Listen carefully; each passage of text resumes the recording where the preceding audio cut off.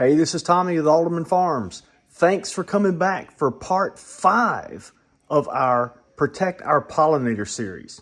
However, I threw you a curve. If you came here expecting part 5 to be about affecting big change, well, I'm sorry, I misnumbered my segments.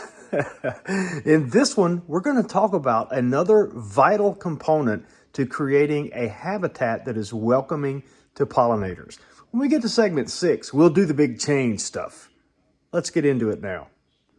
Well, great information so far. So we've talked about leaving habitat, not being so uptight about everything looking just so, that sometimes the not just so areas are great habitats for pollinators, to give that some consideration. We've talked about adding a mixture of perennials and annuals. We've talked about, I love that, I'm going to have this catchphrase in my head now, volume and diversity, dealing with colors and sizes and shapes and timing, that things that bloom at different times, other than vegetation that we can care for, leave alone, plant. What other considerations do we have to have in mind if we're trying to attract and provide a beneficial area for pollinators?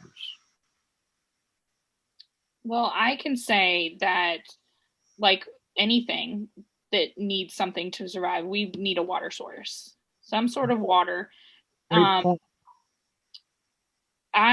don't know what you do, Jolene, but I got a bird feeder, and I'm gonna make it. My daughter really wanted one, and she wants to do what she can for nature and support it. So we got a bird feeder, but I think to make it pollinator friendly, you have to have a shallow area. A bird bath? Yes. Sorry. A bird bath. Bird feeders are probably okay, but not for water. Anyway, sorry. A bird bath. But I think for a pollinator, you want it to be more shallow. And I've seen where you can make it like with some little rocks, so they have a place to land and they won't drown in the water. I think, me personally, I'm not like there yet with the water sources. I don't have, like, there's a pond across the street, so I'm sure they get some water over there. But I'm just kind of looking at little ideas online that I could that wouldn't be a mosquito magnet for our problem with mosquitoes down here. I'm looking at something a little more like decorative at this point to just facilitate some water sourcing for the pollinators. But are you doing anything, Jolene, to do the water sourcing? So I too have a pond. We have a large pond in our yard, so most of it's there. The only thing I think I would add is I do have a bird bath, which I have strictly for my enjoyment, because I love it's outside the kitchen window and I get to see the birds in it.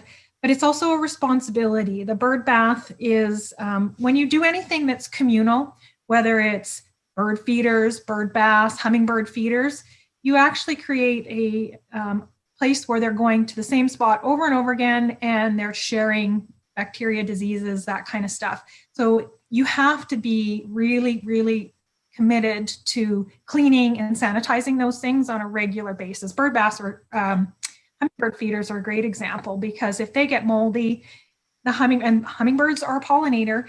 If the hummingbird gets drinks out of a moldy feeder, they'll actually have a disease that causes their mouth to get sick, and I don't think they can drink afterwards. I don't know it specifically. You can Google that one for more expertise on that, but do not allow your bird feeders to get moldy. Your bird baths need to be cleaned on a regular basis. So for the most part, what I try to do is I try to leave it to nature. So puddles, that's probably going to be their main source. I think the main pollinator I see at a bird feeder is actually a honeybee. I don't ever see bumblebees at my bird bath. Sorry, I should correct myself, bird bath. But for the most part, I just let nature do its thing. So as long as there is water on the property, if it's a complete dry spell, if maybe you're in California, you're going through a drought, probably a bowl of water, a flat shell of water would be amazingly helpful to any animal and pollinators in that area. Mississippi, we don't seem to have a problem with water. There seems to be lots of it. So I just let nature take its course. All right. So, ladies, we've talked about our personal responsibility to lessen the use of chemicals and whatnot. But many people live in areas where their county governments, their city governments, in an attempt to control malaria or something. I'm sure it's a well-intentioned effort, but they spray these massive areas of, they either. I remember as a kid, I lived in a city in Louisiana, and you could hear the mosquito truck coming down the road. I know in certain areas there are aerial sprays. For that matter, I know that if we live, nobody around here agriculturally sprays. We don't live in an immediate area anyway where there's like big agriculture. But in other places in our county, there is big agriculture. And so if you happen to live right next to a large agricultural enterprise, you can't control what they spray. And pollinators don't know about boundaries. And so the pollinators may live in your pile of leaves, but they may be flying over to your neighbor who had just sprayed his crop with all this kind of stuff. What are we to do? So let's talk about county and city efforts. And I don't want to blast them. A lot of times I think they do what they do a lot of times out of either good intentions, perhaps misplaced good intentions, or because it's something that they've always done, or whatever reason. But what can we do to maybe? I've seen people. I've got friends. I'm just reminded. I just thought of this. A friend of mine.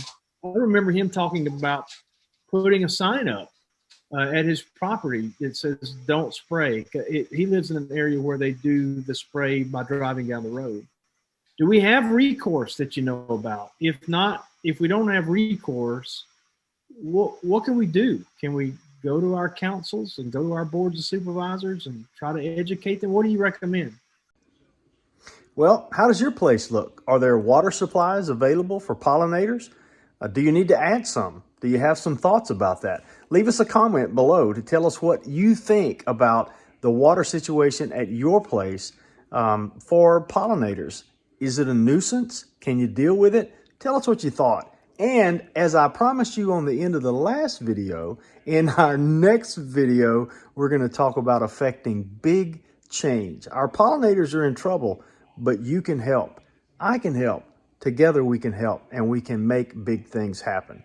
Give us a thumbs up. Thanks for stopping by, and don't forget to subscribe for more content just like this.